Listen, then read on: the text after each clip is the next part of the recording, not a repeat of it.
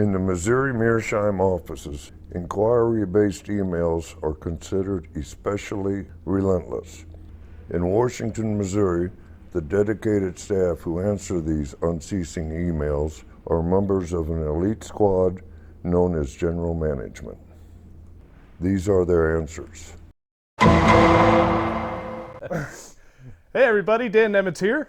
And Phil Morgan here. And today we will be talking about some frequently asked questions. I invited everybody to send me an email, Dan@Cob Pipe.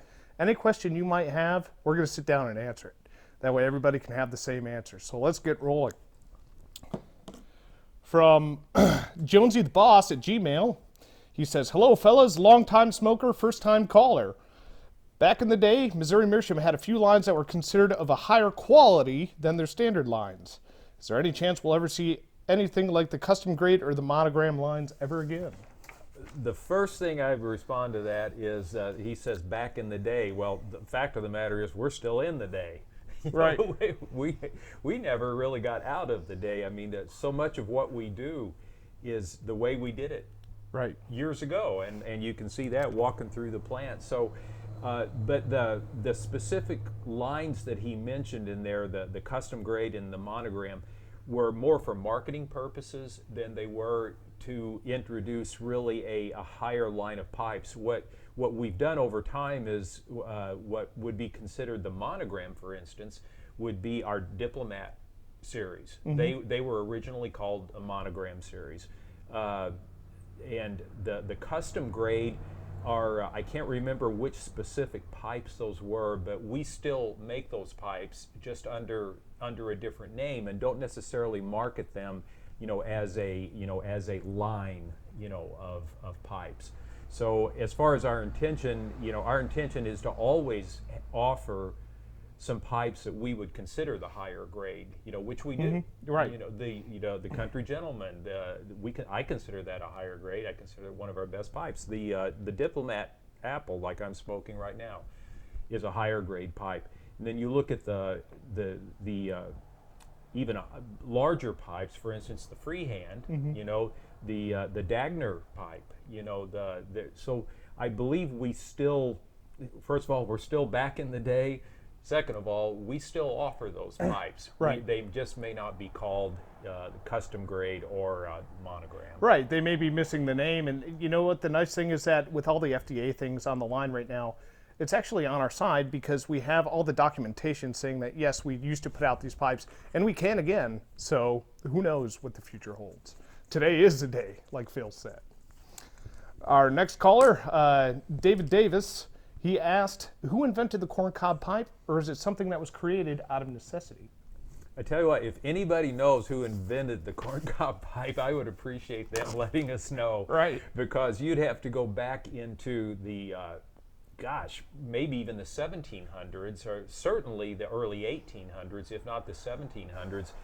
And if I had to guess, and this is purely a guess, but if I had to guess, the person that invented it would have been a Native American, because they were developing corn, for a few thousand years, and they also were smoking tobacco, mostly at that time, I think, for ceremonial purposes, or mm-hmm. for them religious purposes. And I don't doubt that they are the ones that one of them first got the idea. Right. Let's cut a corn cob in half and hollow it out. Stick a reed in the side of it and use that for our ceremonies. Right. Two of their staple products, corn or maize, mm-hmm. and tobacco. Yeah. So I don't doubt that it goes back that far. And so to say who invented it, I think it's impossible to tell who really invented it. Right. The only thing I could ever figure out is that farmers are a pretty thrifty group of people. Mm-hmm. So instead of going to the city and paying big money for a briar pipe, they would just as soon, I got all this corn laying around, let's use that. Yep. And that's actually what led to Henry Tibby throwing that first cob on the lathe at the behest of some local farmer. That's right. So.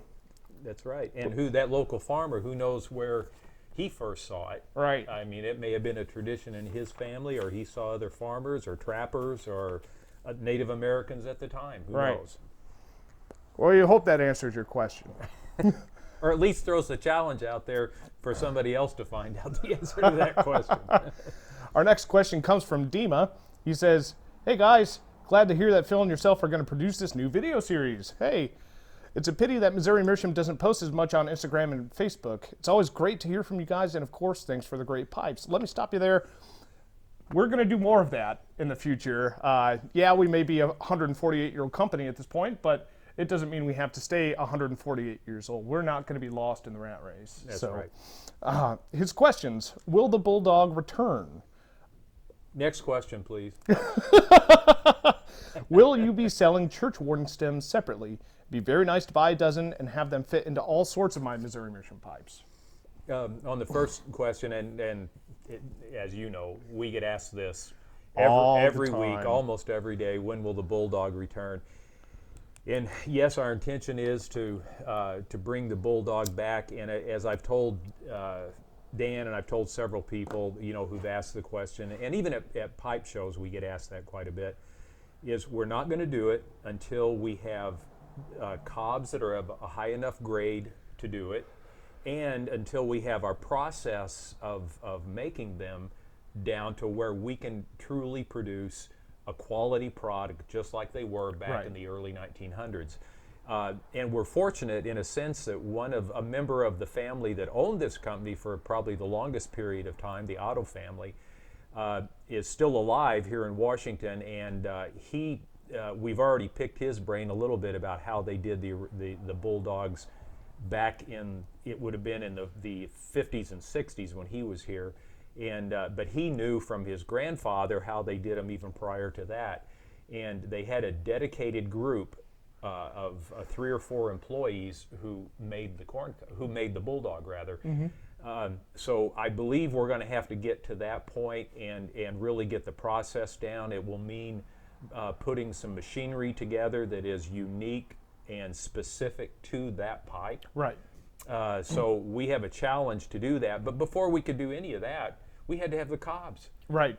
And now, luckily this year, as I'm sure, hopefully most of you know, this was a great year for our crop and produced a lot of big cobs. So I think we're that first material necessity that we have to have, I think we have. So as far if you try to pin us down on a time frame, yeah, we're going to do it. Yeah. We're going to do it, and I think I speak for both of us when I say we don't want to put out something that's sort of a half-quality product. Absolutely. So we're going to really get this thing dialed in before we do put it out. But when that will happen, your guess is as good as ours right now. Yeah, if in 2019, a couple of years from now, we'll be celebrating our 150th anniversary. So, will that be the time frame that we put it out in? Don't know. We certainly hope. Yeah, we'll try and aim for it, but Yeah. you guys keep us pretty busy, so. And that's good. Yeah. Will we be selling our Churchwarden Stem separately? Yes. And we even do now on, I think we do now on all of them, to tell you the truth. So they may not be on the website, or the specific one that a customer may want may not be on the website, but if they just call in, Yep. and talk to Marilyn in our office, any of you who've called in know, I have talked to Marilyn. She's probably. a miracle worker. Yes, she is, and she knows our pipes through and through, and she can answer the questions not just about the Churchwarden stems, but about just about anything. But you call in and tell her which pipe you want a Churchwarden stem for, and she knows which ones we have. So the answer is yes. Right. We do have them for sale.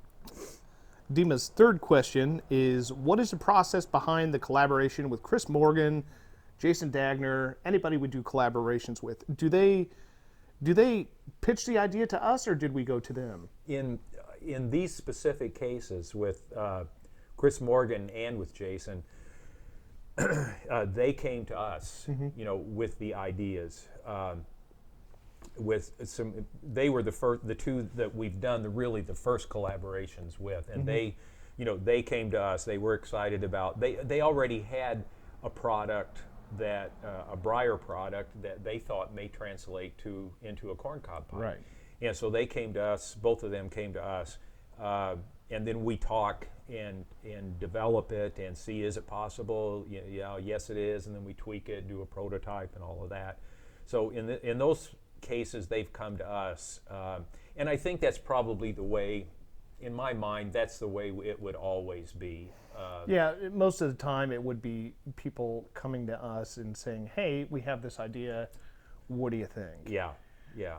And there's a couple people out there yet, other than Chris and Jason, who have come to us with ideas, that great ideas, good ideas, and that we just haven't had the time or the Cobs, to act on, but we hopefully will be able to. Right. It just trust that those things are coming down the pipeline, pun intended. Yes. His last question is, since typically you guys reuse one bowl in several pipes, can we expect the Wizard and Elf bowls to appear in other pipes? I won't say no, but we don't have any plans right at the moment, to make to come up with another pipe using those specific bowls. Doesn't mean we won't. It just means that we don't have the plans in place right now.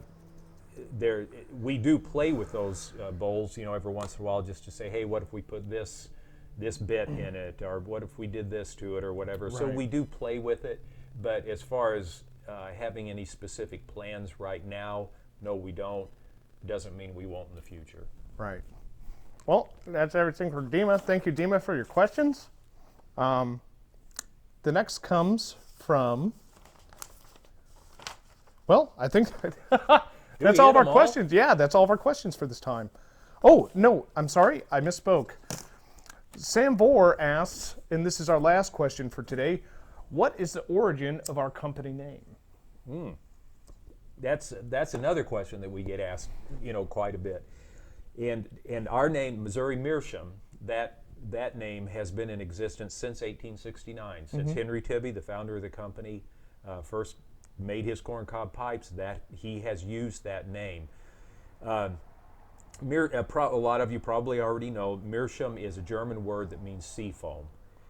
When Henry Tibby first made his pipes, he and another person in the community, where he wanted to coat them with something, and they came up with the process of coating them with plaster of Paris. When you first do that, if you would see our pipes here, when you first put that plaster of Paris on, it kind of looks like a Meerschaum pipe, a true Meerschaum pipe. Right. So that's one of the reasons that he ended up using that name. Said, hey, well, kind of looks like a Meerschaum pipe. So kind of an 1860s version of marketing says, let's call it Missouri Meerschaum. And the other reason that he did that is that our pipes smoke even at that time, his opinion was our pipes smoke cool like a real Meerschaum pipe does. So it's kind of a two reasons, that's the name. But that is the origin, and the founder of our company is the one who first used that term. It's not something that somebody later on in our history said, hey, we need a different name for our pipe. No, that has been the name since the very beginning, and which I think is great. Yeah, me too. Thank you guys, everybody, for your questions. If anybody else wants their questions answered in this series, we'll try and put them out as often as we can. Please send, at the bottom of your screen, you'll see my email. Send your questions there. If you post them to Facebook, I may not see them. So just send them directly to me. We'll answer them in your series. And for today, that's the end of it.